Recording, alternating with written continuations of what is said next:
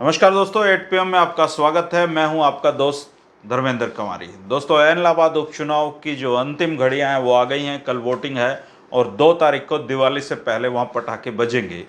लेकिन किसका बम फ्यूज होगा और किसका बम जोर की आवाज़ करेगा, ये 2 तारीख को पता चल जाएगा।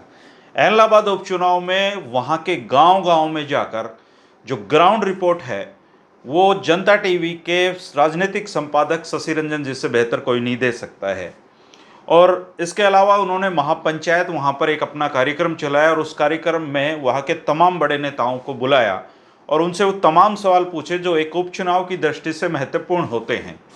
आज हमारे साथ चर्चा में शशि रंजन जी साथ जुड़े हैं और इलाहाबाद उपचुनाव की ए से लेकर जेड तक की कहानी आज हम उनसे पूछने वाले हैं।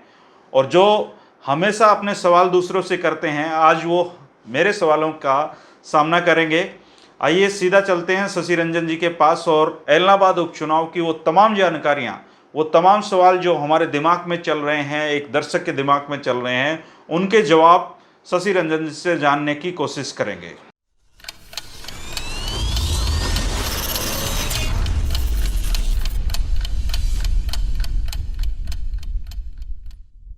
नमस्कार शशि जी, 8 PM में आपका स्वागत है। और नमस्कार। आप इलाहाबाद के चप्पे चप्पे पर देखे, मैंने देखा आपकी महापंचायत में पूरा आपने इलाहाबाद की जो सियासत है उसको गरमा के रखा है। और आज जो 8 PM का शो है वो आपकी इस जी, पूरी जो जर्नी इलाहाबाद उपचुनाव में रही है, मैं आपके जी। जरिए हम सब सारे जो जितने हमारे दर्शक है हरिभूमि टीवी के, वो इस इलाहाबाद हुँ, की जर्नी को आपकी नजरों से देखना चाहते हैं। तो जी। सबसे पहले मैं आपसे ये पूछना चाहता हूँ कि जैसे आमतौर पे हम जब चुनाव कवर करते हैं, उससे ये इलाहाबाद हल्का आपको कैसे अलग महसूस हुआ कि थोड़ा अलग टाइप का ये हल्का है? अलग का मतलब आप अगर बाकी हरियाणा से देखें तो एलनाबाद जो है वहाँ पर 73 गाँव है और एक एलनाबाद कस्बा है। जी। तो कह सकते हैं पूर्णतः ग्रामीण इलाका है।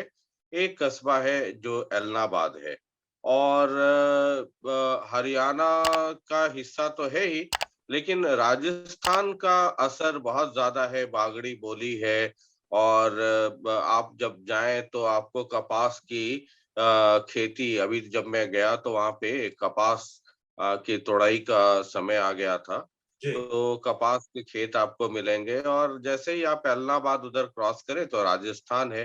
तो मिट्टी भी वही है, बोली भी खान-पान भी, तो राजस्थानी टच ज़्यादा है और भाषा भी वहाँ पर कांडा नहीं होते हैं, वहाँ कांडो होते हैं। वहाँ बिल्लू नहीं होते, वहाँ बिल्लो होते हैं जी। और वहाँ पवन बेनीवाल नहीं होते, वहाँ पवनो होते हैं। दोनों। तो ये उस इलाके की खासियत है, वहाँ की बोली है, एक मिठास है, लोग बहुत अच्छे हैं और बहुत ही आपका स्वागत करेंगे और सीधे-साधे, भोले-भाले लोग हैं। जी। जी। सबसे पहले मैं आपसे ये जानना चाहूंगा कि हम देवीलाल परिवार से शुरू करते हैं आज आपसे कि देवीलाल जी। परिवार का एक एक सदस्य है, इलाहाबाद उपचुनाव लड़ रहा है। उसको हुँ, हराने के लिए उनके चाचा जो हैं वो मैदान में हुँ, हैं, उनके भाई मैदान हुँ, में हैं और उनके 2 भतीजे मैदान में। तो अभी तक हुँ, देवीलाल परिवार पर हमेशा जो दूसरे लोग थे वो ये कहते रहे हैं कि ये भले ही हुँ, इन्हीं पार्टियों में रहे लेकिन ये मिलके चुनाव लड़ते हैं अपने सदस्य को जिताने के लिए। लेकिन इलाहाबाद हुँ। का ये चुनाव तो सीधे-सीधे देवीलाल परिवार का जो इस बात को या इस भ्रम को या इस अफवाह को तोड़ता हुआ नजर आया है। आपको क्या लगता है कि क्या किसी तरह की अंदर खाते मिली-भगत की संभावनाएं अब भी हैं वहां पर? मिली भगत की अगर आप बात कर रहे हैं अभय सिंह और अजय सिंह, तो वहां पर तो कोई मिली भगत की गुंजाइश दिखती नहीं है क्योंकि दोनों तरफ से एकदम 36 का आंकड़ा है और अभय सिंह लगातार स्वाभाविक है आईएनएलडी के लिए कैंपेन कर रहे हैं, लेकिन अजय सिंह, दुष्यंत दिग्विजय और अजय सिंह ये सब के सब लोग पूरी ताकत से वहां पर काम कर रहे हैं और आपको मैं एक चीज़ उसकी तरफ ध्यान दिलाना ज़रूर चाहूँगा। अगर रीसेंट पास्ट में अगर आप देखें तो हरियाणा में 3 बाई इलेक्शन हुए। एक तो विधानसभा चुनाव के पहले जींद बाई इलेक्शन हुआ, और विधानसभा चुनाव के बाद बड़ौदा बाई इलेक्शन हुआ, और एक एलनाबाद बाई इलेक्शन हो रहा है। जींद को अगर आप छोड़ दें, वो एक अलग पृष्ठभूमि रही है, अलग समीकरण रहा है, लेकिन बड़ौदा और एलनाबाद सरकार अभी डबल इंजन की सरकार है, मैं कई बार लाइटर मूड में कहता हूँ, यानी गठबंधन की सरकार है, बीजेपी और जेजेपी। ये दोनों मिलकर करके बड़ौदा चुनाव भी लड़े थे, और गठबंधन के तौर पे ही एलनाबाद भी लड़ रहे। लेकिन बड़ौदा में जेजेपी की बहुत ज्यादा भूमिका नजर नहीं आ रही थी। हालांकि सीएम और डिप्टी सीएम साथ कैंपेन कर रहे थे। आपको याद होगा केसी बांगड़ अपना अपना झोली फैला रहे थे कि भाई इसमें दे देना, वोट दे देना, झोली फैलाकर मांगता हूं मैं। और दूसरी चीज क्या थी कि टिकट को लेकर के बड़ा मारामारी हुई थी। जेजेपी कह रही थी मैं लड़ूंगा, बीजेपी कह रही थी कि नहीं नहीं, ये सीट तो स्वाभाविक तौर पे मेरे पास आना चाहिए। अंततः बीच में तो एक फॉर्मूला ये भी आया था कि एक पार्टी का कैंडिडेट हो, दूसरे का सिंबल हो, लेकिन अंततः बीजेपी का कैंडिडेट वहां पर आया। इसके उलट इलाहाबाद में बीजेपी और जेजेपी के बीच में लड़ाई, टिकट मतलब हम लड़े या हम लड़े, इसको लेकर के कोई लड़ाई हुई ही नहीं। जेजेपी ने शुरू में ही सरेंडर कर दिया और ये कहा कि बीजेपी ये सीट अपने सिंबल पर लड़े। और जो तर्क, जो जो गुप्तचर है हमारे, वो ये बताते हैं कि जेजेपी ने ये कहा कि चूंकि आईएनएलडी की तरफ से अभय सिंह होंगे, और अभय सिंह तो उतना महत्वपूर्ण नहीं है उनके लिए, लेकिन ओम प्रकाश चौटाला होंगे, और अगर जेजेपी लड़ती है तो सीधे सीधे ओम प्रकाश चौटाला से टकराना होगा। और वो ये लोग चाहते नहीं थे, जेजेपी के लोग, कि आमने सामने सीधे ओम प्रकाश चौटाला हो। इसलिए इस सीट को उन लोगों ने छोड़ दिया। पॉइंट नंबर 1 जो तर्क दिया गया। लेकिन ये भी ये लोग देख रहे थे कि सिरसा का मसला है, सिरसा जिले का मसला है, और एलनाबाद में अगर सीधे सीधे आईएनएलडी से टकराती है जेजेपी, तो जीत और हार के बहुत सारे मायने होंगे, बहुत तरह के मतलब निकलेंगे, और भविष्य की राजनीति के लिए ये संकट का सबब भी हो सकता है। इन तमाम कारणों पर विचार विमर्श करने के बाद पहले तो जेजेपी ने ये सीट दे दिया, और बीजेपी अपने सिंबल पे लड़ रही है। बीजेपी इस बात को धर्मेंद्र समझना होगा कि गोपाल कांडा ही क्यों आए। मतलब गोविंद कांडा तो कैंडिडेट है, लेकिन आए तो गोपाल कांडा ही है। गोपाल कांडा को ही बीजेपी ने टिकट दिया है, उनके भाई लड़ रहे हैं, ये अलग बात है, लेकिन वो टिकट मिला है गोविंद कांडा को गोपाल कांडा के नाम पर। आज से तकरीबन 3-4 महीने पहले ये तो तय हो गया था कि इलाहाबाद में चुनाव होगा। बीजेपी ने अपने जो लोग हैं उनसे एक सर्वे छोटा करवाया था। अच्छा। और ये देखने के लिए कि वहां पे हालात क्या है। बहुत सारे परम्यूटेशन कॉम्बिनेशंस को ध्यान में रखते हुए, जिसकी चर्चा, चूंकि कल पोलिंग है, इसलिए मेरा इस वक्त सार्वजनिक तौर पे कहना ठीक भी नहीं रहेगा। बहुत सारे परम्यूटेशन कॉम्बिनेशंस को ध्यान में रखते हुए गोविंद कांडा को ये टिकट दिया गया। और आपको ये पता होगा, बहुत चर्चा थी आईएनएलडी की तरफ से कि करण या अर्जुन को चुनाव लड़वाया जाएगा। ये जो पॉलिटिक्स वाला इश्क है, जब उसमें मैंने इंटरव्यू किया था ओम प्रकाश चौटाला का, तो मैंने उनसे पूछा था, चौटाला साहब से, कि इलाहाबाद में कौन होगा कैंडिडेट। तो मैंने कहा था क्या करण होंगे कैंडिडेट। तो चौटाला साहब बड़ा मुस्कुराते रहे और कहा कि जब आएगा वक्त तो पता चल जाएगा। लेकिन जब गोपाल कांडा, मतलब गोविंद कांडा का जब नाम आया, उसके बाद आईएनएलडी ने रणनीति बदल दी और अभय चौटाला को ही मैदान में उतार दिया। अब यहाँ पर त्रिकोणीय संघर्ष की स्थिति है। और अगर एक एक आप आईएनएलडी, बीजेपी और कांग्रेस को अगर आप समझें, तो जो कांग्रेस में भी एक विद्रोह वाली स्थिति थी। भरत बेनीवाल को टिकट नहीं दिया, जो उनके पुराने कांग्रेसी थे, और बीजेपी से इंपोर्ट होकर के आए थे पवन। तो वहां भी एक चाचा भतीजा का खेल चल रहा था। अब आईएनएलडी और बीजेपी, जेजेपी के लिए प्रतिष्ठा का सवाल है कि किसी तरीके से, मतलब बीजेपी को जितवा दिया जाए। बीजेपी को जितवाने से ज्यादा महत्वपूर्ण है कि अभय अभय जी की गति पर स्पीड ब्रेकर का काम किया जाए, रोका जाए। अब मैं उस पर ये भूमिका इसलिए कि जो आप सवाल कर रहे हैं कि चाचा भतीजा भाई ये सब मैदान में है। जी हाँ, ये पहली बार हो रहा है कि आप चौधरी रंजीत सिंह, पिछली चुनाव में ये कहा जाता है कि अंदर ही अंदर अभय सिंह और इन तमाम लोगों में, परिवार के सभी लोगों में सेटिंग थी और रंजीत सिंह रानिया से जीत गए।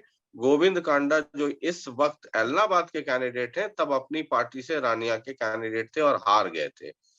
दूसरी तरफ अजय सिंह आज और उसके बाद दिग्विजय और दुष्यंत यानी ये जेजेपी, ये तो एक तरफ हो गए। चौधरी रंजीत सिंह आ गए और आदित्य चौटाला जो बीजेपी में ही है और सीसा के जिला अध्यक्ष भी है बीजेपी के।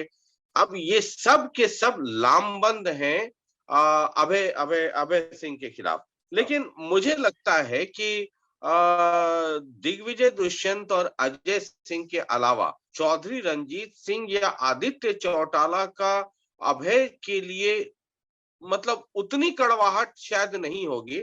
और चौधरी रंजीत सिंह के लिए तो लाचारी है गोविंद कांडा के लिए कैंपेन करना, और बहुत एग्रेसिव कैंपेनिंग तो मैंने देखा नहीं कि चौधरी रंजीत सिंह ने किया है। फॉर्मेलिटीज जरूर हुई हैं, आए, वोट भी मांगा, तमाम तरह की चीजें, और चौधरी साहब थोड़े सॉफ्ट स्पोकन भी हैं, तो वो उतना मैं उनको एग्रेसिव कैंपेन करते हुए देखा नहीं। और अभय के खिलाफ वो उतना उस एग्रेशन के साथ वो आएंगे मुझे ऐसा लगता नहीं है, क्योंकि आगे भी उन्हें चुनाव लड़ना है और सवाल परिवार का भी है। पॉइंट एक तो चाचा की कहानी ये है। आदित्य चौटाला भी उतना एग्रेसिवली अभय के खिलाफ, अभय जी के खिलाफ आएंगे मुझे ऐसा लगता नहीं है। हाँ, अब अजय सिंह, दुष्यंत और दिग्विजय, उनके दो तीन पहलू हैं। एक तो ये सरकार में डिप्टी सीएम है, बड़ौदा में हार चुके हैं, और यहाँ पर एक तो ये भी मैसेज देना है कि हम वोट अभी ट्रांसफर करवा पाने की स्थिति में हैं। Point number 1। पॉइंट नंबर 2, अब ये दिली ख्वाहिश होगी इन भतीजों की और अजय अजय अजय जी की, डॉक्टर अजय सिंह की, कि अभय जी की गाड़ी में ब्रेक लगे। तो ये जो चाचा भतीजा परिवार, ये सब जो है वो उस तरीके से है। और एक चीज मैं आपको बता दूं कि एलनाबाद में उत्तराधिकारी यानी देवीलाल के उत्तराधिकारी रहे चाहे जिस भी प्रकार से ओम प्रकाश चौटाला, तो एलनाबाद ने देवीलाल को माना, देवीलाल के बाद ओम प्रकाश चौटाला को माना, लेकिन चौधरी रंजीत सिंह को वो समर्थन नहीं दिया जो ओम प्रकाश चौटाला को दिया। ओम प्रकाश चौटाला और चौधरी रंजीत सिंह दोनों देवीलाल के पुत्र हैं। इस फर्क को और इस महत्व को भी समझना चाहिए। एलनाबाद में चौटाला परिवार का मतलब हो जाता है आज की तारीख में ओम प्रकाश चौटाला, इसीलिए वो वेटेज और महत्व उनको ज्यादा है बनिस्बत की दूसरे लोगों को। जी, अब आप जब एलनाबाद में घूम रहे थे, मैं आपकी रिपोर्ट लगातार देख रहा था और दर्शक भी हूं मैं आपका, तो जब बागड़ी में लोगों से मिलते थे तो मैंने एक चीज देखी है कि बागड़ी लोग बड़े खुल के अपने विचार इस चुनाव में नहीं रख रहे थे, बड़ा कुरेदना पड़ता था उनको।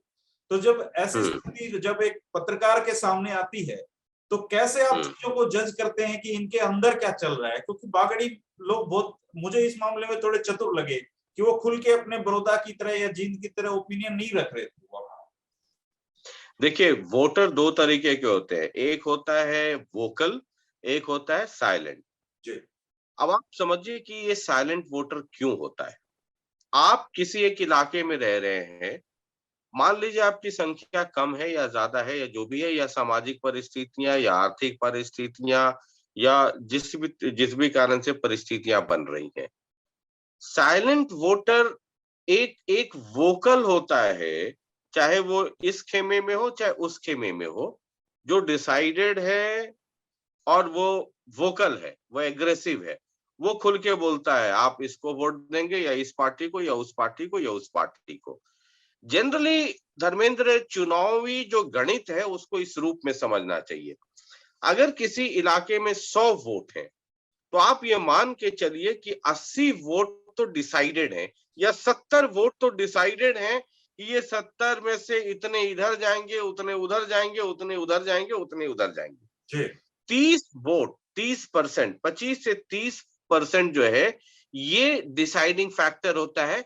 और उस 25 में भी जब चुनावी हवा चलती है और जो परसेप्शन क्रिएट होता है, जो माहौल बनता है, उसमें से 15% तो स्विंग में चले जाते हैं। वो जो परसेप्शन का स्विंग होता है वो फिर कहीं ना कहीं किनारा पकड़ लेते हैं, इस किनारे उस किनारे उस किनारे। चुनाव जब मार्जिन कम हो, 8,000, 10,000, 15,000, 12,000, 11,000 का जब मार्जिन हो, तो ये जो 10% वोटर हैं, ये जी डिसाइसिव होते हैं, और ये वो वोटर हैं जो साइलेंट रहते हैं। साइलेंट रहने की कई सारी वजह है। एक, तो वो जो आपको मैंने बताया कि सामाजिक जो ढांचा है, या आर्थिक ढांचा है, या जातीय समीकरण वाला ढांचा है, तो एक वर्ग है जो शांत रहता है, वो बोलता है, तो जी समय आने पे वो काम कर देता है। दूसरी तरफ जो एक वोटर है जो डिसाइड कर रहा होता है कि उसे करना क्या है। जी जो आपका प्रश्न है कि बहुत सारे लोग नहीं बोल रहे हैं, मैं जब वो आदमी सामने होता है, आप देखिएगा कि जब आप बात कर रहे होंगे तो बहुत सारे लोग बोलेंगे आपको कि नहीं जी, यहाँ तो बड़ा ट्रायंगुलर फाइट है और त्रिकोणीय मुकाबला है। तो वैसे लोगों के चेहरे के भाव को पढ़िए और थोड़ा थर्मामीटर अंदर घुसाने की और कोशिश कीजिए, तो वो 30 सेकंड में, 1 मिनट में उनमें से असली मोर देन तापमान बाहर निकल 70% लोग तो सामने आ जाते हैं जी कि क्या है। बाद बाकी अगर कुछ धीमी गति में या आवाज कम कर करके बोल रहे हैं, तो ये समझ जाइए कि जो वहां पर हवा है, या जो वोकल है, मान लीजिए कि वहां पर 8 आदमी, 5 आदमी, 7 आदमी हैं, या उस इलाके में जो माहौल जो ज्यादा वोकल है, अग्रेसिव है, और कुछ आदमी हैं जो बोल नहीं रहे, वो चुप है कि हाँ जी, वो तो देखा जाएगा जी, अभी तो माहौल बन रहा है। आप अपनी डायरी में लिख लिया कीजिएगा कि जो आदमी आपके इर्द-गिर्द जो वोकल है, और ये आदमी जो नहीं बोल रहा है, जो साइलेंट है, कह रहा है कि अभी तो वक़्त है, अभी तो चुनाव चढ़ेगा, अभी तो देखेंगे। इसका 100% मतलब है कि जो सामने आपके आस-पास वाले लोग जो कह रहे हैं, ये उसके ठीक उल्टी दिशा वाली तरफ ये आदमी है। ये आपको वहाँ पर ऑन स्पॉट आपको जज करते चलना पड़ेगा कि ये जो साइलेंट वाला है, ये किधर है? ये इधर है, इधर है। तो उसके 2, 3, 4 पैमाने हैं, और बड़ौदा में साइलेंट जो थे, वो साइलेंट कम में मोर कम देन 70% जो थे, जी वो जो वोकल थे, उनके ऑपोजिट वाले खेमे से आप उनको डाल करके चलिए। अगर आप दोबारा देखेंगे वो सारे एपिसोड्स, तो जो साइलेंट है या कह रहे हैं कि अभी तो चुनाव चढ़ेगा, अभी तो लोग आएंगे, अभी तो जाएंगे, तो आखिरी में पता चलेगा, तो उसके आसपास वाले लोग क्या, कौन किसकी तरफ है, आप ये उनमें से 70% को मान के चलिए कि ऑपोजिशन वाले खेमे में। जी जी मैं एक महत्वपूर्ण एक आपने नोट किया हो, मैं जब आप महापंचायत कर रहे थे तो मैं सारे एपिसोड देख रहा था। वो जी अभय सिंह चौटाला जो बात बात पे गुस्सा हो जाता था, वो अभय जी सिंह चौटाला जिससे पत्रकार आमतौर पे कठिन सवाल पूछते हुए थोड़ा सा वो अनकंफर्टेबल फील करते थे दोनों साइड से। इस जी उपचुनाव में अभय चौटाला वो अभय चौटाला नहीं है जो पहले था, काफी बदले हुए हैं। क्या ये उनकी रणनीतिक वो हिस्सा था कि इस चुनाव में कोई ऐसा मौका उनको नहीं दे रहे हैं? क्योंकि जो वीडियो वायरल हो रहे हैं वो पीछे के हैं सारे के सारे। इस चुनाव में उन्होंने कोई ऐसी एग्रेशन का मौका नहीं दिया जिससे भारतीय जनता पार्टी या जननायक जनता पार्टी उनको फिर से गुंडा साबित करने पे तुल जाए। सारे पुराने वीडियो हम्म उनको रिलीज करने पड़ रहे हैं। जी हम्म वक्त के साथ तो बहुत सारी चीजें बदलती है, और जब जेजेपी और आईएनएलडी जब टूटी और जेजेपी बनी, तो अभय सिंह चौटाला पे सबसे बड़ा आरोप यही लगता था कि ये बहुत रूड है, मुंह के बहुत कड़वे हैं, बहुत कड़वी बात करते हैं, सलीके से नहीं मिलते हैं, है ना? बहुत उनके व्यवहार को लेकर के बड़ी आलोचना होती रही। तो जाहिर है कि इसका एहसास उन्हें भी हुआ होगा, और जहाँ तक मेरे इंटरव्यू का सवाल है, तो मुझे तो याद है कि 2011-12 में भी जब चुनाव हो रहा था, या 14 के पहले, तब भी मैंने उतने ही कठिन सवाल उनसे तब भी किया था मैंने, जब वो अपने पूरे रुतबे पे थे और आईएनएलडी अपने उफान पे थी, तब भी मैंने उतने ही कड़वे या नीम के पत्ते वाले सवाल किए थे जितना जितना इस बार किया है। लेकिन हाँ, ये ज़रूर है कि मतलब वक़्त से आदमी बहुत कुछ सीखता है, और मैंने भी ये महसूस किया है कि अभय जी में परिवर्तन तो ज़रूर आया है, और जो रूडनेस वाला एलिमेंट था, जो बहुत खुल कर करके या बहुत रूखेपन से कह दिया करते थे, तो वो लगता है कि वो भी अब शुगर कोटेड नीम के पत्ते के आदी हो गए हैं। शुगर कोटेड नीम के पत्ते खाने भी लगे हैं और जो उनसे मिलने आते हैं उनको करेला भी शुगर कोटेड ही अब खिलाते हैं। तो उनके लिए भी ठीक रहेगा, उनकी पार्टी की सेहत के लिए भी और उनकी पार्टी की भविष्य की सेहत के लिए भी ठीक रहेगा। शशि जी। जी, कल चुनाव होने जा रहा है और 2 को फिर नतीजे आ जाएंगे, तो हम इस प्रिडिक्शन पे तो नहीं जाना चाहते कि कौन जीत रहा है, कौन हार रहा है। लेकिन जैसे आप पूरे गांव में घूमे हैं, तो एक मोटा-मोटा ये अंदाजा इससे ये लगता है कि जो मुख्य जो मुकाबला है वो 2 लोगों में है या 3 लोगों में? इस संदर्भ में तो कल जब मतलब अभी तो मैं सिर्फ ये कहूंगा कि ये ट्रायंगुलर फाइट है, लेकिन एक दफा जब पोलिंग खत्म हो जाए तो फिर मैं इस पर विस्तार से बातचीत कर सकता हूँ। लेकिन एक चीज मैं आपको कह सकता हूँ कि जिसकी भी जीत होगी, जिसकी भी जीत होगी, 15,000 के ऊपर की लीड होगी। 15,000 के ऊपर की। तो ये तो बहुत बड़ा वो ऊपर बहुत बड़ा वो गैप है। ऊपर वो ऊपर वो ऊपर कुछ भी हो सकता है। उपचुनाव को देखते क्योंकि हुए तो बहुत देखिए, बड़ा गैप है। जी, मैं इसलिए इसको कह रहा हूँ, ये इसमें कोई बहुत भविष्यवाणी और ग्रह नक्षत्र देखने की बात नहीं है। जब भी वहां पर 1 टू 1 फाइट की स्थिति हो गई है, कोई एक आदमी, कोई एक पार्टी, चाहे वो आईएनएलडी हो या बीजेपी, जेजेपी गठबंधन हो या कांग्रेस हो, किसी एक को तो जमानत के आसपास जाना पड़ेगा। अब वो कौन जाता है, वो इसके बारे में मैं कल बात कर सकता हूँ। बाकी मुकाबला 2 पार्टियों के बीच में रहेगा, जो मेरा अनुमान है, क्योंकि वहां पे माहौल इतना ज्यादा गर्म हो गया है कि या तो वोटर इस पार है या उस पार है, या तो इसके साथ है या उसके साथ है। वैसी स्थिति जहां पर 1 टू 1 फाइट की स्थिति हो जाए, वहां पर जीत और हार का जो मार्जिन है, या तो वो बढ़ जाता है या बहुत फोटो फिनिश टाइप का होगा। लेकिन मुझे लगता नहीं है कि फोटो फिनिश टाइप की स्थिति होगी, और मेरा अपना व्यक्तिगत आकलन है कि लीड हार जीत का जो मार्जिन है नंबर 1 और नंबर 2 में, वो 15,000 के ऊपर होना चाहिए और ऊपर कुछ भी जा सकता है। जो भी तीसरी पार्टी होगी, वो जमानत के आसपास वो पहुंचेगी, क्योंकि चुनाव आते आते माहौल इतना ज्यादा गर्म हो चुका है। आज खास करके पिछले 3 दिन में इतना ज्यादा गर्म हो चुका है कि पब्लिक या तो इसको वोट दे रही है या उसको वोट दे रही है। तीसरी पार्टी जो भी है, वो बहुत नीचे जाएगी, और बहुत नीचे जाने का मतलब है जो भी नंबर 1 पर आएगा उसका मार्जिन बढ़ जाएगा। चलिए शशि जी, मैं एक आखिरी सवाल आपसे पूछ रहा हूँ कि इस जी। इलाहाबाद उपचुनाव में बहुत सारी गारंटी दी गई है। दुष्यंत चौटाला ने गारंटी दी कि वो विकास कराएंगे। दिग्विजय ने कहा कि जिता दो बस मंत्री मैं बनाऊंगा। भारतीय जनता पार्टी के भी सारे लोगों ने ठप्पा लगा लगा के गारंटी दी है। तो जो इलाहाबाद के जो लोग हैं, क्या वो इन गारंटी को लेकर काफी सीरियस दिखाई दिए, या इन चुनाव का इस तरह की बातों का वहां पे कोई ज्यादा असर दिखाई नहीं दिया? पूरे हिंदुस्तान में कहीं का वोटर किसी भी नेता पे भरोसा नहीं करता है, ये कड़वी सच्चाई है। विश्वास और वो वो सुनता सबको है, क्योंकि ये पहली दफा नहीं हो रहा है। जी। और नेता आते हैं, बोलते हैं, चले जाते हैं। कुछ उनके डाई हार्ट सपोर्टर होते हैं, किसी कारणों से, कुछ कुछ कारण से किसी के विरोधी होते हैं, तो वो उधर चले जाते हैं। लेकिन ठीक है, सब लोग चुनाव में जाते हैं, अपनी अपनी बात करते हैं।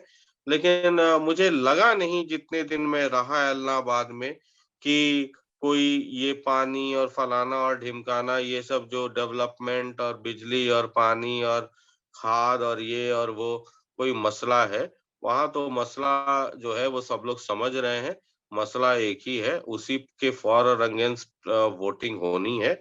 और ये नेता हैं, आते हैं, बोलते हैं, जाते हैं। इसका मुझे नहीं लगता है कि ग्राउंड पे कोई बहुत ज्यादा असर पड़ता है।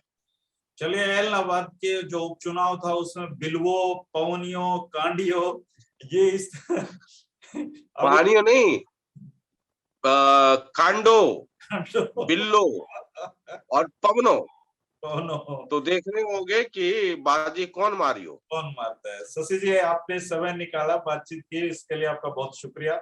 हम फिर बहुत बहुत कोशिश शुक्रिया। करेंगे हमारे दर्शकों से आपको लगातार मुलाकातें आपकी करवाते रहें।